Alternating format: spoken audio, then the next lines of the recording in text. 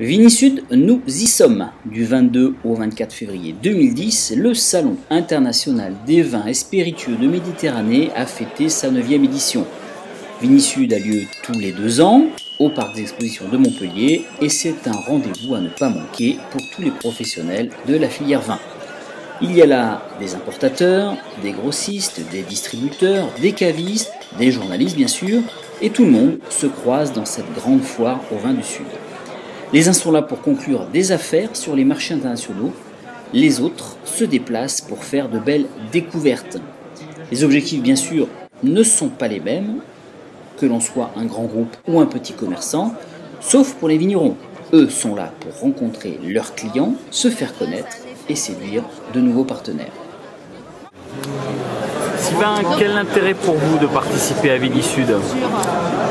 C'est une longue tradition chez nous, on va dire. Ça fait 4 fois qu'on le fait. Ça permet de voir pas mal d'amis, bon, bien sûr de voir des amis clients qui nous permettent de rendre visite dessus et surtout de pouvoir recevoir comme il faut un peu tous nos amis. Je vois beaucoup de vignerons des autres régions en même temps, c'est toujours très intéressant. On est quasiment à la fin, il reste plus qu'un après-midi. Quel bilan déjà vous pouvez tirer de ces 3 jours? Le bilan est bon cette année, on a vu beaucoup de nos clients habituels, on a bien travaillé, on a une bonne structure de stand, on est à 4 amis, on ne se connaissait pas tous au départ. Bon, ça s'est plutôt très bien passé, on a eu des bonnes fréquentations, beaucoup de France, un peu d'export, donc c'est un salon qui était à mon avis intéressant. Quel souvenir vous garderez là, de cette édition 2010 qui avait quelque chose à retenir? Une grosse soirée hier soir, on a fini à 4h30 du matin avec une trentaine de vignerons de la France entière à déboucher des trucs très intéressants, à refaire un peu le monde et c'était très sympa. Donc c'est aussi ça d'abord Vinisud, c'est la fête entre vignerons? À la base, ça se rapproche de plus en plus de ça. C'est beaucoup de boulot la journée, c'est beaucoup de contacts et de connaissances, c'est très intéressant, mais c'est aussi des moments de convivialité très très sympathiques. Montpellier est la capitale du Languedoc, donc forcément ses vins sont dignement représentés. Cette année, les appellations régionales poussent, c'est le cas des terrasses du Larzac, dont les producteurs affirment leur identité.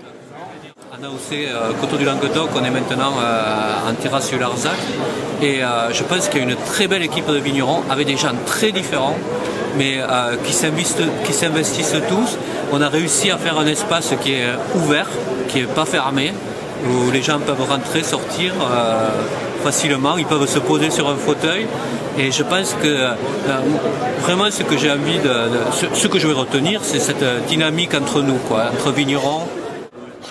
Vinisud, c'est 1600 exposants venus du Languedoc, du Roussillon, de la Provence, de la vallée du Rhône, du sud-ouest et de Corse, mais aussi de l'ensemble du bassin méditerranéen. C'est plus de 1800 vins présentés et de longues tables de dégustation où les vins sont à la disposition du public. On peut déguster à son rythme, prendre des notes, faire ses choix. Parfait pour survoler une région viticole en un minimum de temps. C'est important pour vous d'être présent ici sur ce salon? Oui, c'est important. Pour quelle raison?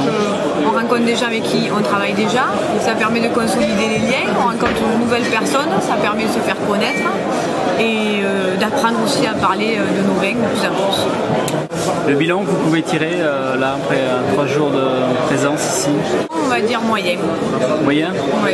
Pour les contacts, pour les contacts, surtout par le nombre, on va dire.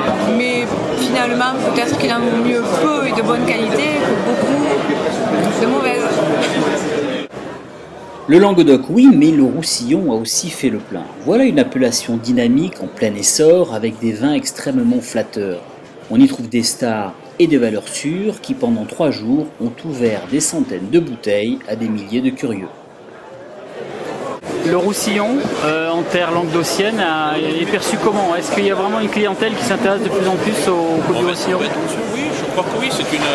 Parce que c'est une région d'abord qui a un passé, bien sûr, une tradition viticole, mais